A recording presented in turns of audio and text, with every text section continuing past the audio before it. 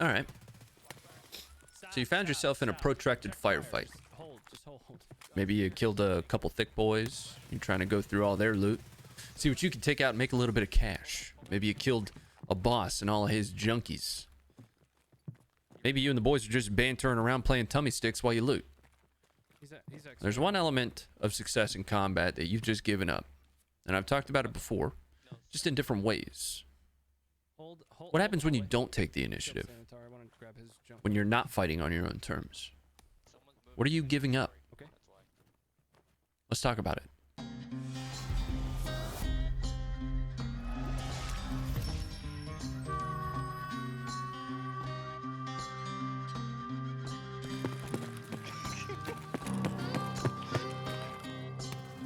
In this episode of Retrograde, I'm going to talk a little bit about freedom of movement, what it means, what can happen when you don't have it, and a lot of times the reason you don't have freedom of movement is because you stayed static.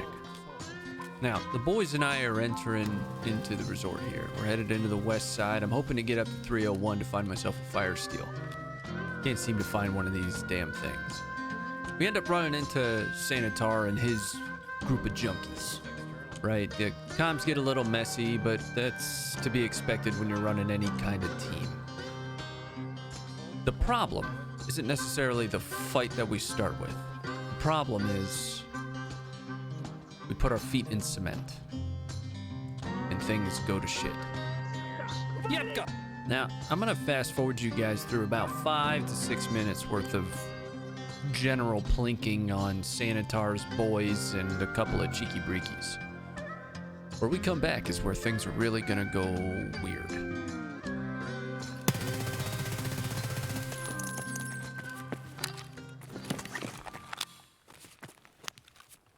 So at this stage, we've been fighting in the same 20-foot by 20-foot area of West Resort first floor. Right? Everything from Sanitar and his junkie boys to every cheeky breaky that appears to be on the map decided to show up for the fun. But guess who's about to also decide to show up for the fun? Mr. Third Party.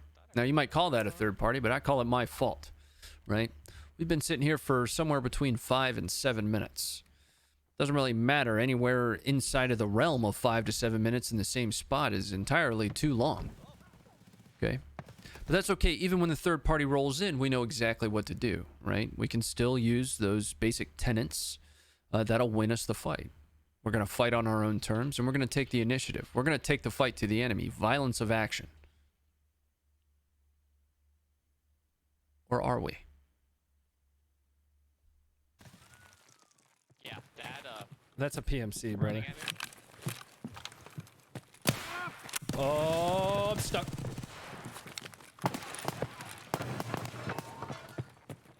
They went upstairs. I'm still in the doorway. So the beginning of this fight goes just fine, right? We're exchanging small arms with each other. None of us are hitting the banger, right? Everybody's still up. But now is also the time that one of us needs to make a decision. Us or them. Which one of us or them, is going to decide to take the initiative and fight on our terms? This is not going to be a success story. This is going to be a learning experience. And proof that if you don't take the initiative, if you don't fight on your own terms, you're going to get enveloped and you're going to be sent back to the lobby. Here, I'm moving a little bit.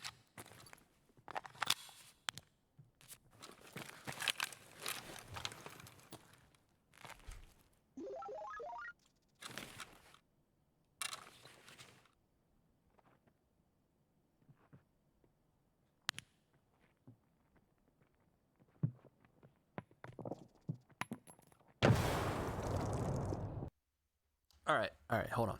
So here's the thing. This spot right here is pivotal for this fight. I can't seem to connect with any of those initial shots. Neither of us can. They might have peppered me once or twice at this point, but we're all still up. I need to hit this banger, or I need to rotate out. Let's talk about freedom of movement for a second. Freedom of movement is absolutely paramount to the success of any operation, large or small. If you can't move, you can't rotate. If you can't move, there's no avenue of advance that you can take. All right? If I don't hit this headshot,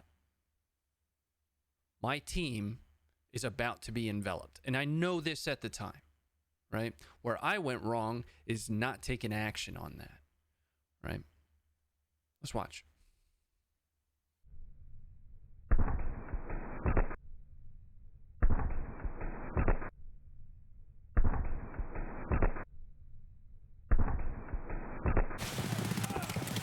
How's that guy not dead?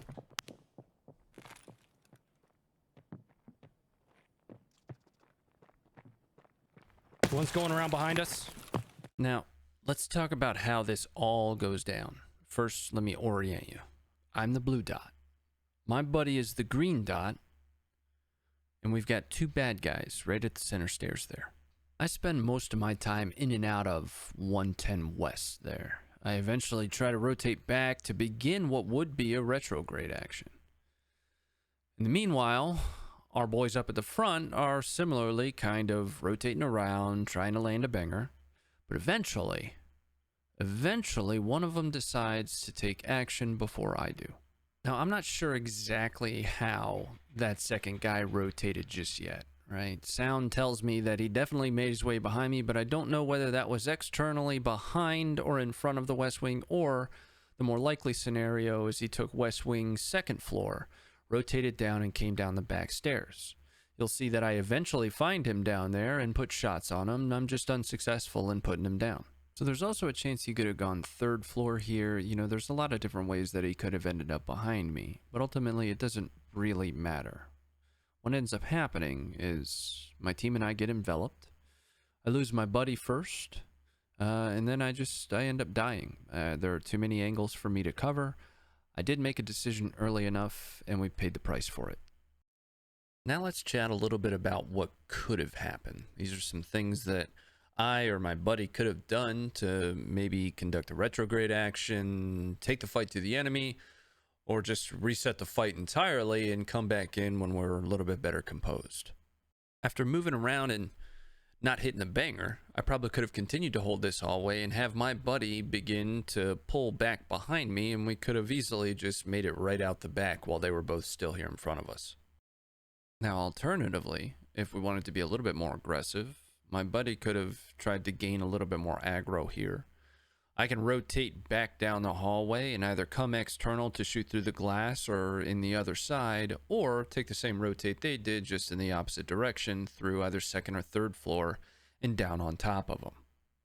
Now, these are obviously the riskier of the plays. This puts us in a little bit more of an aggressive position to take on the fight, to a little bit more W key. But it's got to be calculated risk, you know, based on the gear that they have and based on what gear we have and our skill and capability. I probably would have chosen the first, reset the fight, and come back later. Now let's pick right back up on the first indication that I'm getting enveloped. Watch the rest of the fight, and then we'll come back for the lessons at the end. One's going around behind us.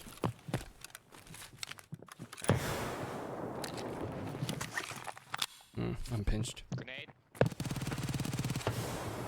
Ow! I'm dead. Yeah, they pinched me. I'm pinched in between two of them. They ran around the corner. It was no one in the outside.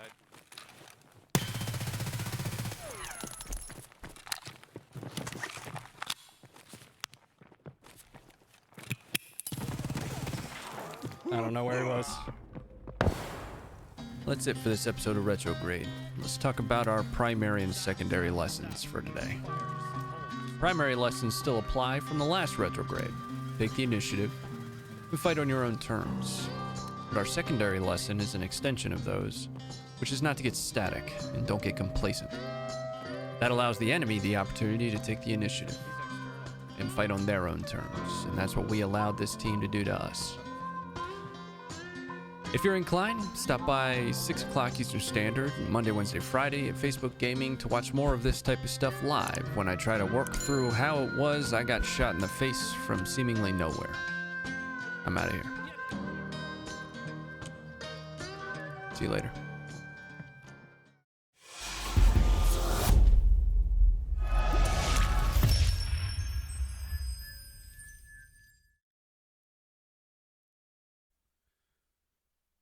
Mic check 1 2 1 2, changing cam. Mic check 1 2 1 2.